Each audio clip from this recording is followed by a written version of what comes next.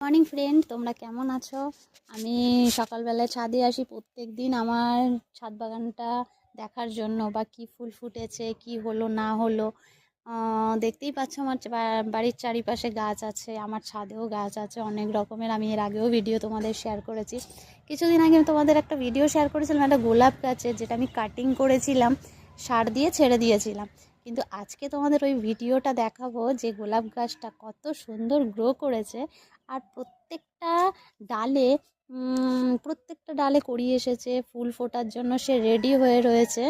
মানে 1 মাসও হয়নি, 1 মাসের মধ্যে যে গাছটা এত সুন্দর ঝাঁকড়া হয়ে যাবে, মানে আমার গাছটা যে এত সুন্দর রং দেবে সেটা আমি বুঝতে পারিনি।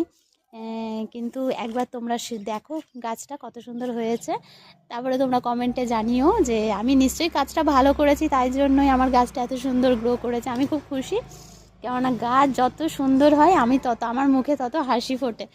আর আজকের গাছটা দেখে আমার সত্যি খুব ভালো লাগছে। আস্তে আস্তে ধীরে ধীরে গাছটা অনেক অনেক সুন্দর হয়ে গেছে।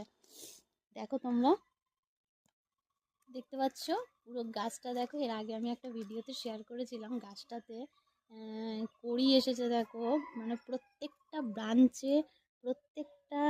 ব্রাঞ্চে ডোগায় ডোগায় কড়ি এসেছে, যেটা তোমরা ভাবতেই পারবে না।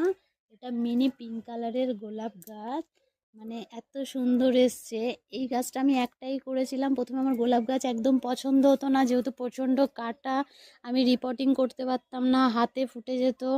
তারপরে গোলাপ গাছ যখন ভালোই বাসি তখন কাটা তো খেতেই হবে, তার জন্য আমি ঠিক করেছিলাম যে না, আর গোলাপ গাছ করব না। কিন্তু এই গাছটা এত সুন্দর হওয়াতে আমার মন বলে যে আমি আরও 2-3টে গোলাপ গাছ কিনে এনে লাগাই। তা আমি লাগাবো, গোলাপ গাছ আনবো, আমার টব টব আমি অ্যারেঞ্জ করে আমি লাগাবো, তোমাদের সঙ্গে শেয়ার করব।